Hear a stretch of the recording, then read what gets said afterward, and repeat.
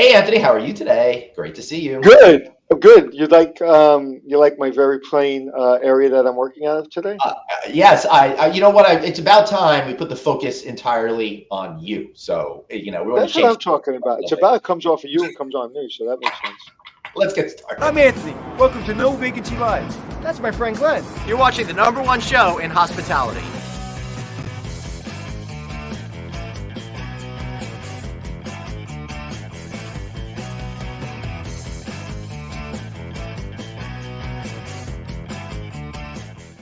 Hey, everybody, welcome to No Vacancy Live. I'm Glenn Hausman. That's Anthony Melchiori. I'm excited because I'm in air conditioning today, and it's hot all over this country. Not as hot as our conversation is going to be today, though. Well, on my computer, actually, as I was working before, Yeah. I was on a Zoom, and my computer come up and said heat warning, and I didn't know if that was my computer was Yeah. overheating or the world was overheating.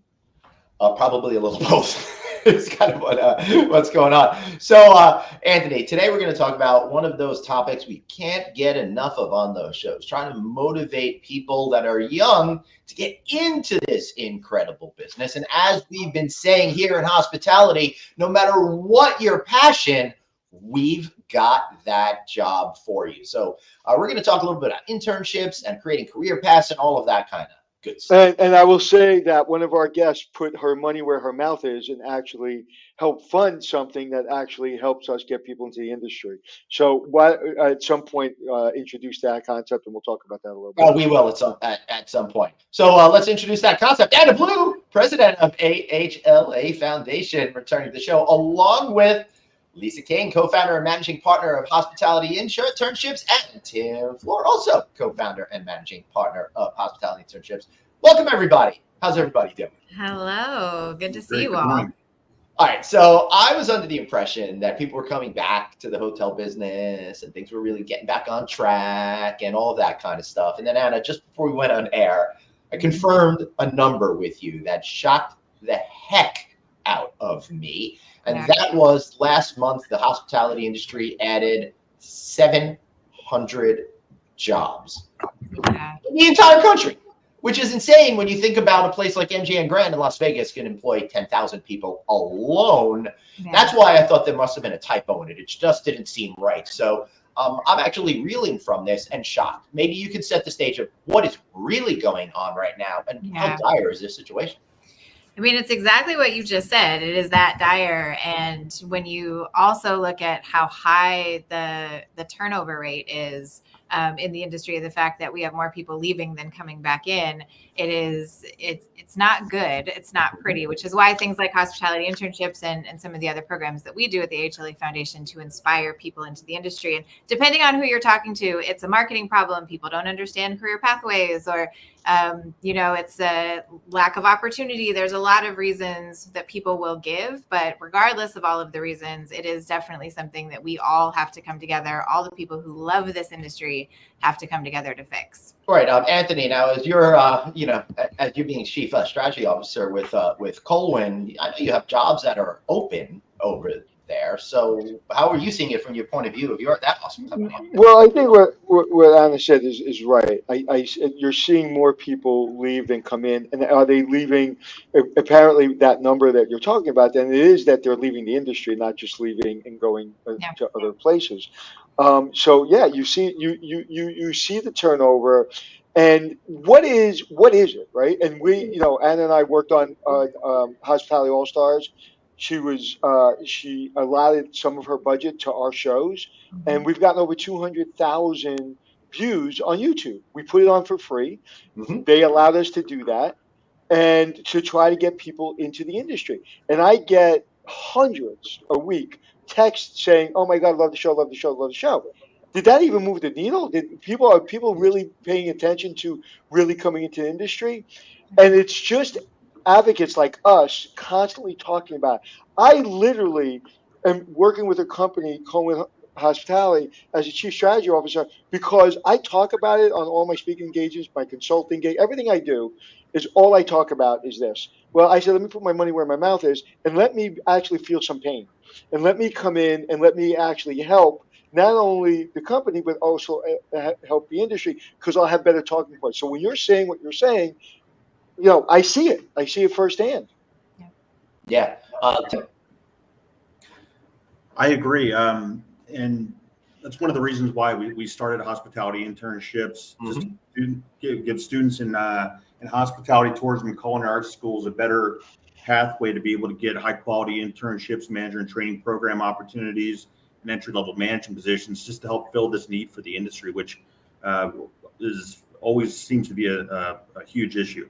Right. Now, that's cool that you're a co-founder and managing partner with Hospitality Internships. Now, Lisa, you are also a professor at a university. So you're really seeing what's going on in that level. And I love the idea of being able to help those students then get more actively involved and create the beginning of that career path for you. But what are you seeing as the state of all things right now at the university level? Well, at the university level, the issue really is connecting the students with the right career path, right? Because our industry is so multifaceted, and sometimes our students aren't aware of all of the opportunities available to them. And so identifying their niche is one of our goals as professors and as career development officers and as advisors in the university. But the other burden that universities have is our career development offices are only as robust as the resources that are provided to them. And so while, let's say, FIU has a very robust career development office in their hospitality program, there are dozens and hundreds of community colleges and other smaller schools that don't necessarily have as robust a career development office and a career placement program for their students. And that's really where hospitality internships comes into play, because we have all of these resources to serve as the proverbial matchmaker between the student and the industry. Yeah. So Anna, Anthony, go for it. So what, Lisa, or Tim, why don't you explain exactly what it is your company does, and what was the catalyst in the moment you said, "Oh my God, we need this"? Well, for me, I'm also a professor at the University of Memphis, at the Kemmons Wilson School of Hospitality and Resort Management, and I was the internship coordinator for about 6 years. And what we found is it's difficult to get students an avenue and that right portal to be able to get those positions. So, most universities use another website and career services platform, but the problem is it's not specific to the hospitality industry. And also students, it's really difficult getting them to go onto the site. So we wanted to create a site that was specific to our industry, that was easy to use for students. And so over the past few years, Lisa and I, we sat down and discussed in different ways we can do this, and finally came up with a solution and launched this last July. So we've been really happy with the results so far. Great. So what have the results been? Results have been great. We have students from all over the globe. It's an international website. So our market is over 1,100 hospitality, tourism, and culinary arts schools from across the globe. So we're doing outreach to all the schools. We have students coming on from there. We have a very robust academic advisory committee and industry advisory committee. So they're helping to spread the word throughout academia, and through those connections and through the partnerships that we formed, we're seeing a lot of great results from that. Yeah, and I love what you and Anthony have done with Hotel All Stars, for example, because it gets people excited about it. And I do think, and we've talked about this before, this is not some sort of revelation or anything like that, but it really comes down to kids these days, they don't have any idea what the hospitality industry really is. So it doesn't even seem like it's a pathway for them. So we need to kind of figure out ways to get them more excited about that. And I do think Hotel All Star goes that way. But what other things do you think we could do? And I'm just, thinking about Gen Z out there, and it's like, could you get some like TikTok influencers to talk about how awesome it is working in hotels, or do that sort of a thing, and be where those kids are to get them excited about going under the tutelage of Tim and Lisa, and then getting internships and having a great career? Yeah, I wish I knew what the magic wand solution would be. There are so many things. When we think about foundation programs and partnerships, we always think, how do we get the guy, regardless of his age, who works at Quiznos, right, to want to go work at the hotel across the street? What does he need to know about what the opportunity is to go and do that? And what I found, I had the great fortune this past year of serving as the Conti professor at Penn State and talking to the students, asking a room full of hospitality students, what is your career goal in industry? And I kept hearing general manager, or events. Right. A lot of folks like events, and nothing. I love general managers, but they don't realize there's anything more than the general manager. Like that is the CEO, and they Right. don't understand the absolute breadth of everything else that goes into a hotel, but then beyond just the property itself and all of the different things. And then what do we do to inspire students who are not studying hospitality to understand where a path is, right? If you're a business major, if you're a global studies, if you're finance and accounting, all of these things, marketing and communications, how do we get the message out there that whatever you dream, you can do in this industry? Like that is real. And I don't know that we have figured out that mechanism quite yet. Yeah, and I think, at the end of the day, I'm a marketing guy, right? I love marketing. I love branding. And what you've allowed us to do by doing Hotel All-Stars, you've allowed us to talk about that and to show it.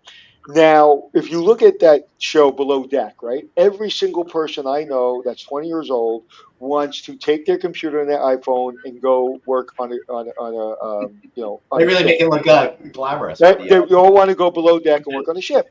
And then what happens? What happened in the I'd say in the 200s, like 2005, 2010, 2015, where you had Food Network come out and show all these great chefs, all the great chef shows, and everybody went to culinary school.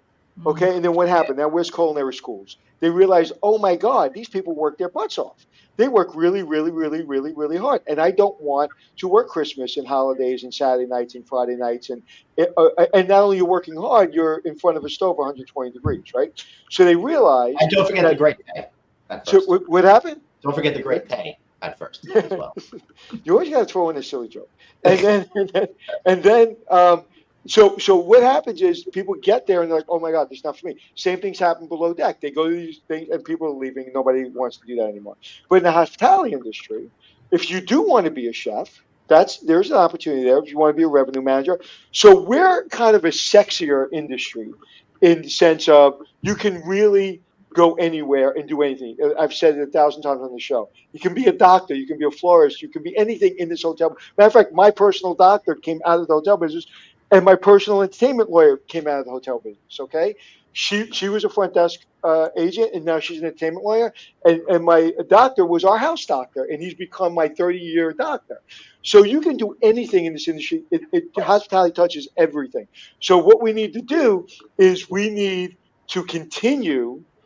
I'm continually pushing 5-star seekers to get it out to bigger platforms, because really, as we're doing our jobs, that I'm doing my job every day, whether it be my business, whether it be in Colin, or whether it be in the show, it's never going to stop. Because before COVID, we had an issue. After COVID, we had an issue. There is this image of us, and until we start to change it in a really global way, I think we're always going to be challenged with it. Lisa? I think part of the issue is that I like to think of the hospitality industry as an accidental industry, right? You happen to get a job over summer, or you get a job in college and you're like, oh my God, I love this. This is totally for me. I love the social interaction, or I love this piece of it, or I got a marketing job in the marketing department, and you fall in love with the industry, but it's accidentally, it's not on purpose. And so to me, the solution is we have to go younger. We have to, identify high schools that are viable and have career paths, much like they do in Europe, where you pick your career path in high school and then you pursue that field in undergrad in college.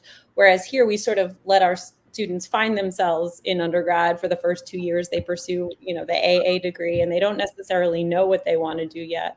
That doesn't, that's a generalization, but I think we can somehow, identify high school students and let them know what our industry is about, how multifaceted it is, that you can be an on-call doctor for medical tourism, or for, people in the hotel who want, an IV fluid transfusion because they partied too hard the night before and they really just need, to rehydrate in Las Vegas. Those are all viable options in our industry. And so really you could have a degree in anything and still benefit and have a really successful career and a fulfilling career in the hospitality industry. Well, if those doctors were in the suite at the Sphere during the Fish Show, they would have made a lot of money from Glenn. Yeah, because he needed a lot of hydration when he was in that concert. I certainly did. We had the hydration emergency truck parked out front of us. But to your point, Lisa, real quick before Tim, you jump in. Getting back to what Anna said, you were at Penn State, right? You were teaching at Penn State, and you talk about accidental hospitality. So there's a young lady that's best friends who's like my daughter. She's best friends with my daughter. She's basically, I've seen this little girl grow up, and now she's graduated college, or she's graduating, I think, this year. She might have been in your class, Anna, and Katie Rolantini, and she worked in the hotel in our neighborhood, beautiful hotel. That she just kind of had a summer job, and one day she's in my backyard. All the dads and all our daughters, we play poker once a year in my backyard, and we were talking, and she goes, "I want to go in the hotel business." And you know me, I jumped on that. Right now, she's working at Garden City Hotel. She's working at the she's working at the front desk. And she's killing it, and she has an absolute passion for this industry. And what I love about her personality is like when you go in the hotel business, and there's two types of people. People like get it, they just get it, and like, yep, there's always problems, there's always challenges. I'm always asked to work a double shift. I'm always asked to help, and I love it, and I want more, and I want more. And then there's people like, what the heck is this?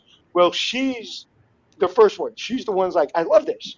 I love the challenging of this career field. So there is a lot of accidental hospitality. My first job was cleaning floors in Dunkin' Donuts, and somehow that got me in the hospitality business.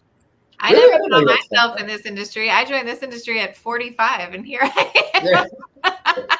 Talk about accidental. Like once you get it, you don't want to leave, and it really was that excitement and that fire when I met folks who are on the foundation's board.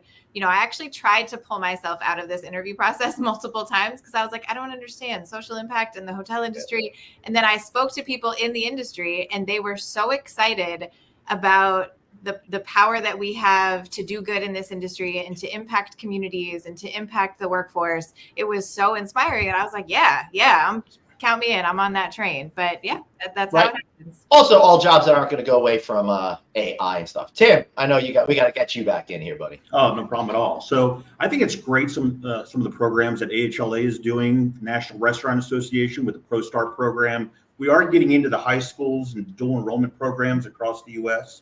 And it's really important that we are building those deep pipelines. And what we're trying to do with these internships is try to promote high quality internships where students can get real life experience while they're still in school. It's important not only for their career, but sometimes during those internships, you find out what you don't want to do. I've had plenty of students who've done internships in food and beverage, for example, and came back from that after a semester and said, there's no way I want to do F&B moving forward. Right. So I think it's just important for them to get that early in their career and even in high school and college. Right. So they can help them a little bit better with their career path. Yeah. And to your point, go on. It's okay. To your point, Tim, if you become a lawyer, you're a lawyer. If you become a doctor, you're a doctor. If you become a general manager, you can become a designer. You can become a director of marketing. You can become a director of sales. So you really, in the hospitality business, you could make a lot of mistakes or a lot of things that you don't want to do. I've seen it over and over and over again. I left the industry. I came back in the industry. I left the industry. And now I'm actually in the industry and kind of teetering on doing what I always do. So like this career field allows you to do everything. Listen, it allowed me a career in television, allowed me a career in podcasting. We have #1 podcast for a reason. So this career field is so extraordinary. To your point, you can really do anything, and you don't have to be pigeonholed. I know people that become civil engineers and want to shoot themselves in the head because they're like, oh, so what are you going to do if you train 5 years to be a civil engineer? What are you going to do? It's hard to explain to your family, I want to go in the hotel business and work at the front desk. But if you do, you'll be successful. and I have story after story, but I don't want to take any more time. But this is just a tremendous industry that, and that we're all getting the word out, and that's really kind of putting one foot in front of the other. Yeah. All right. So we got a question that I'd love to get in here. I think this gentleman's out of Nigeria. Adedora Marcus Taiwu, Dr. Taiwu, says, how can corporations connect with this hospitality internship program? Lisa, you want to start on that one?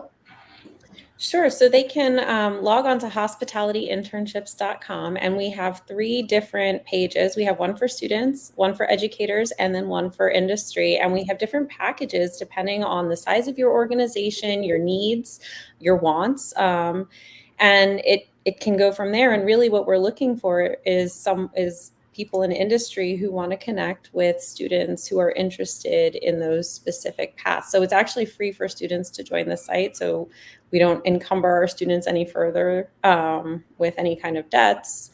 And the goal is really for them to be paid to have these meaningful and enriching experiences. We don't want to send our students to somewhere where they're going to be making photocopies in a back office all day. We want them to have these hospitality experiences so that they can make informed career decisions. Lisa, for the record, that was a big part of one of my internships. But, that was 1989. Tim, do you want to elaborate a little more? Yeah. That's exactly it. So on the website, there is, as Lisa said, it's pretty easy to maneuver for both students and employers. And we have great packages set up for the employers depending on their size. And also with AHLA, which we're talking about today, is and I don't know if you want to talk a little bit about that, but the partnership that we have with the AHLA Foundation is for AHLA members. If they go on and select the package, we have numerous specials for them. For our bronze package, which is our basic bare bones, we give it away free for 1 year so they can try it out. And then for the silver, gold, or platinum packages, they get 50% off, second year free, and we give 20% back to the AHLA Foundation. So we want to make that investment back into the foundation and help with the next generation of leaders in our industry. That's fantastic. Anna, do you want to take it from there? Yeah, I mean, it's a great partnership. We have been bought in and super excited from day one. Where we sit uniquely, we have certainly a number of affiliated schools and access to students, but nothing like what academia itself has.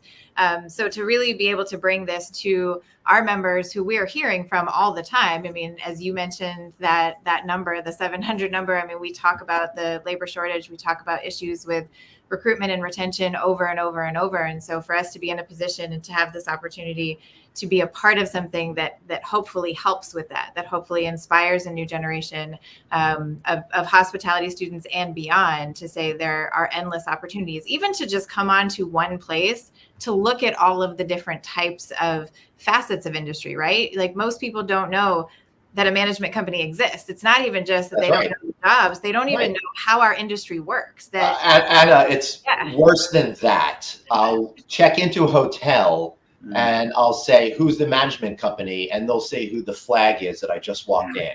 And there seems to be, even in jobs, a severe disconnect with understanding the industry, as if they don't know who's signing their paycheck every week, which they might not if it's direct deposit.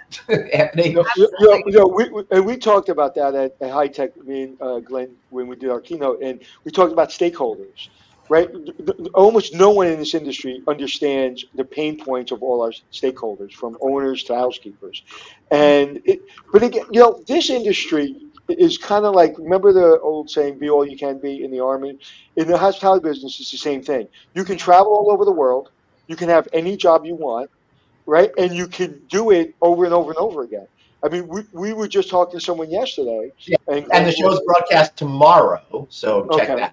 Go on.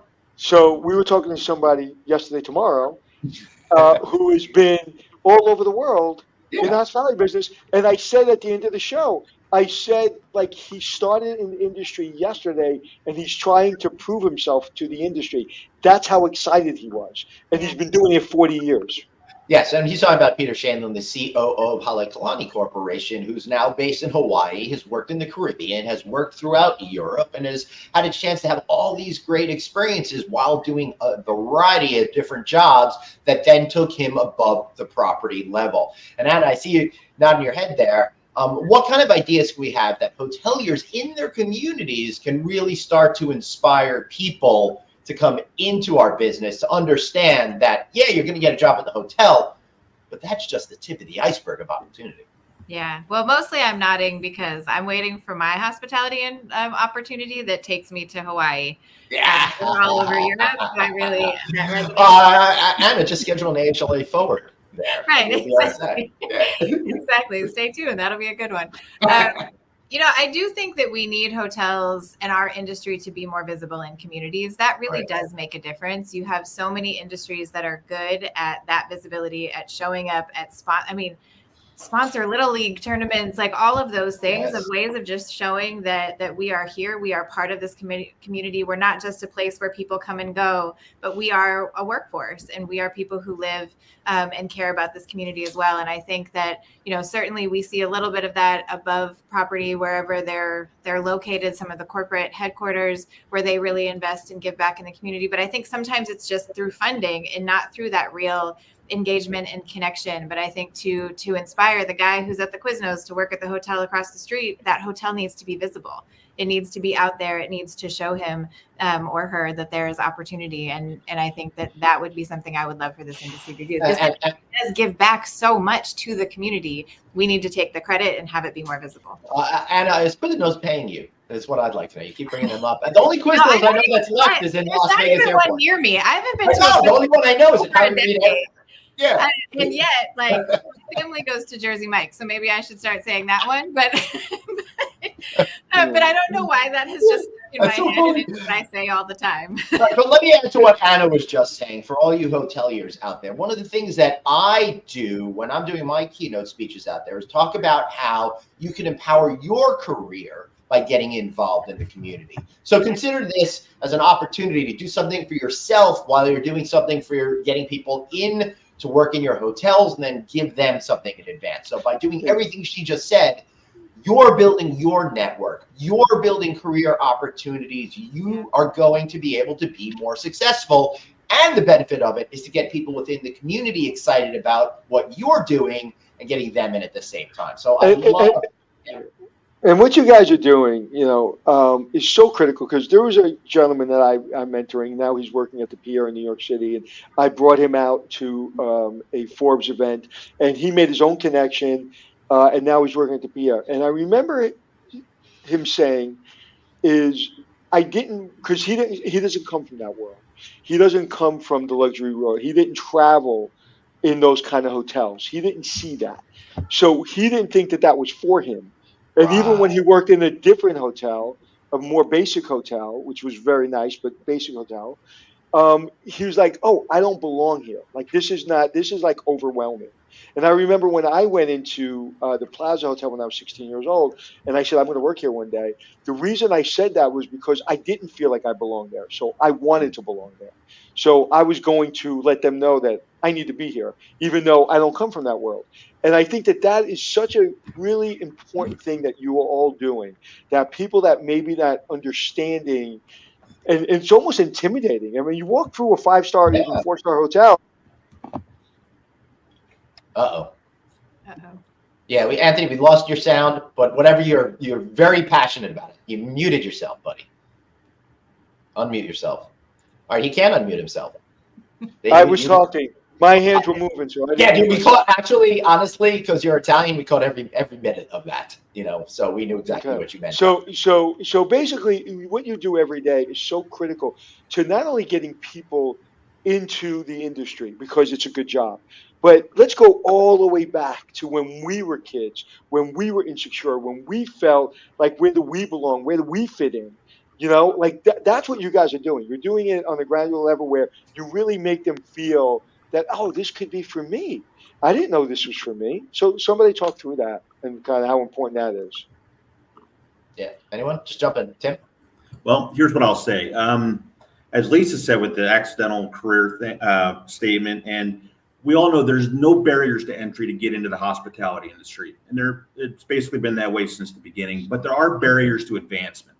So while a lot of people in the industry like to complain about the workforce and this, that, and the other, very few people are doing anything about it. So that's what I'm really glad As we're doing the educators that we have involved with us, AHLA and National Restaurant Association, we're actually trying to make an investment in the future leadership within our industry. So, we're very proud of that, and not just being a job board, because there's plenty of job boards out there you can go on and get a job in the industry. But what we're really doing is building a community that helps reinforce the professional development that they're doing in schools and universities, and basically building that culture to where we're preparing students for a lifetime of success. So that's right. We're really proud of that. Yeah. You said the job board thing, which I love. And Anna, I want to hear from you, but the problem I hear is that people apply for these jobs online and then nobody ever hears back from anything. So we might be screwing ourselves at some point. Anna, I want to hear your comment based on Tim, and then maybe further along the conversation about how we could really address that. That was actually my exact. Oh, no way. Yeah, no, that was exactly. Thank you for setting that up. So what we're finding, we fund a number of community-based organizations that are providing hospitality training to untapped talent, whether it's opportunity youth or human trafficking survivors. We're providing the funding, they're providing the training, and industry's not hiring them. So there is a little bit of a gap that we're seeing, and whether it's because of just the onslaught of, the systems, a lot of these are huge companies and there are multiple systems they have to go through, or it depends on who the management company is. It's not the person necessarily at the property in the hotel. We're trying to invest some resources right now to figure out where these gaps are, why folks who want to come into industry are being trained to come into industry are not receiving the opportunities. And oftentimes, it's easier if I'm a 21-year-old who needs a job and I've just gone through hospitality training and I can walk into a restaurant and be hired like that, versus walking into a hotel, putting in an application, maybe talking to somebody, maybe being directed online, waiting 2 weeks to hear back, then having to go for an interview. We live in a gig economy now where everything happens quickly and people can kind of take control over their own employment. Our industry has to catch up, and it has to remove some of those barriers to entry in order to make this industry more accessible. And I think it goes beyond just this industry. Both my kids were home from college this summer and must have applied to 100 jobs online each. Never heard anything back from any single one of them. Yeah. Then one of my kids got a job at a day camp because he knew another kid that was working there and they needed someone, and he got in on the inside. And that's what hospitality internships can do for our community until we could solve that other problem that Anna quoted. So, but again, I think, I see that both what you're saying, what Glenn's saying all the time, right? It's not what you know, it's who you know. Yeah. And that will be for the end of time. However, yes. When you train them, you send in the email, they walk in with the resume. And I was going to say, they have to walk in with the resume and they have to say, hey, I want a job here. But what happens is what you just said. Then they get caught up in the cycle, right? So they did that. They have a blue envelope and they have a great cover letter, and they're standing out and they're showing up and they're doing everything that we all train them to do, right? You have to go get what you want. But then it goes into the system and it gets just because what is the number one thing that everybody in our industry says? We're busy. Well, guess what? Everybody's busy. Mm-hmm. And you're 100% right. And that's the part we need to fix. I don't understand that we're chasing our tail and, everybody's at our front door and we keep chasing our tail, and I don't understand it. Yeah, I don't know. Well, yeah, yes, go on. I was just going to say, I agree with that completely. And that is what's great about hospitality internships. And I think there's a huge opportunity once this really catches fire to even expand it, someday. Mm-hmm. And I'm making decisions for Lisa and Tim that are not mine to make. So just take that with a grain of salt. No, I think we should make all the decisions right now. Make all the decisions. All right, I'll just make them all. Oh, don't say that, because I will, Anthony. But I think there is a huge opportunity, like I said, to have one place where you can go and you can get a better sense of what our industry is, what the opportunities are, and then be able to action those. And what we need to make sure is that industry who is posting these jobs has a certain way of making sure that those jobs go, or internships or manager and training programs, however we're utilizing hospitality internships, to make sure that those make it through the system, that they can be a part of, the system that actually works, so that they're just not caught up. You can post a lot of these, but you have to actually be willing to follow up and follow through and hire. So we need to hold the industry accountable to make sure that that's happening. Yeah, absolutely. All right, before we wrap up today, our friend Craig Sullivan at the California Lodging Investment Conference said would love to invite the three of you complimentary and get some stage time at the event. And he also says he can help with Hawaii too. So that's good. He actually has a home out in Hawaii. There's a lot of people out there. So Fantastic. Craig, I will be in touch. March 5th is my birthday, so count me in. We can party in California. Oh, I love it. Absolutely. So let us know if you want to go. You reach out to Craig directly or just talk to me since, Craig and I host a show together. We can do that as well. All right. Before we go, I'd love to give you guys an opportunity to wrap things up. Tim, how about we start with you? Any final thoughts, sir? Well, first, I want to just thank you for giving us an opportunity to talk about this great platform. We've worked really hard on this and are developing great partnerships throughout not only with AHLA, but with a lot of state organizations as well. And most important thing is partnering with the educators and the hospitality management programs and beyond. Knowing that not all the students come out of hospitality management or culinary arts programs. We do have, all these employers. They need MBAs, accountants, communications majors, engineers, all of that. So we're organically growing into other schools and disciplines within universities. And we're just really happy to see this grow. And it's exciting times for us. So thank you again for having us. Sure, absolutely. Lisa? Yes, thank you. I want to echo Tim's sentiments. Anna, thank you so much for the opportunity to partner with AHLA Foundation, and Anthony and Glenn, thank you so much for having us on the show. And we are, as Tim said, in a growth mindset, so we are always open to recommendations and or just telling us what you'd like to see from us, and we're happy to accommodate. Our goal is to really create a clear pathway for our students to really succeed in our industry and create meaningful careers and lives in our industry, and to see our industry grow. So that's awesome. And again, for those of you listening, it's hospitalityinternships.com, hospitalityinternships.com. Easy enough to remember. Anna, how about you? You round it out. Well, I echo all of the thank yous. The foundation, we're just super proud to be part of this and to be in sort of at the ground level and see all the possibility and potential. I always like to leave things with a call to action. So if you are in industry and you are watching this, make sure that you are utilizing, that you're going onto the website, you are posting internships. There's a huge benefit to being involved in this. And we can only complain so much about the labor shortage before we all join together to do something about it. And it's very cool to see, Lisa and Tim do exactly that. So we're really proud to be a part of it, but we need everybody to get on board. Awesome. Anthony, you want to say anything before I put them in the back? Just stay in the green room, because I'm actually going to take Anna up on it, and I'm actually going to do a call to action myself, and I'm going to talk to Lisa and Tim of how I can use their website. Awesome. I love that. So please hang out with us. And until then, we'll say goodbye to you. Thanks so much for being here. You guys were awesome.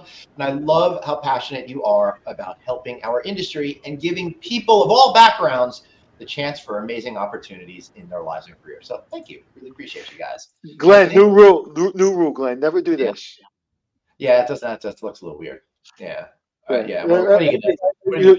You're swinging pizza pie. Listen, I'll tell you, that might be my next job after this one when I retire. I'd love to make a good pizza. Although you should have seen the nachos we made last night. Were some of the best nachos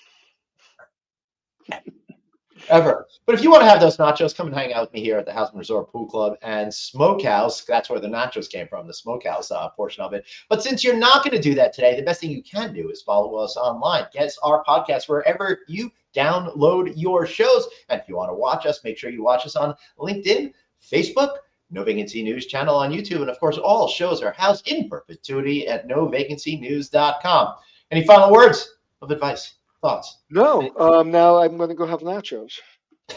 They were so good. All right, everybody. We'll see you next time. Right back here. Tomorrow, we got a recorded show because it was done in Hawaii, and we didn't want to have our guest on at 6 a.m. Peter Shanlin, COO of Halekulani Corporation, where we talk about the differences in luxury, traditional luxury, modern luxury, and what is it guests are really looking for. And until then, we'll see you next time. Thanks so much. Oh, yeah, wait. And until then, you got one life, so blaze on, eh? Be kind to yourself. All right, I won't do this anymore. See you later.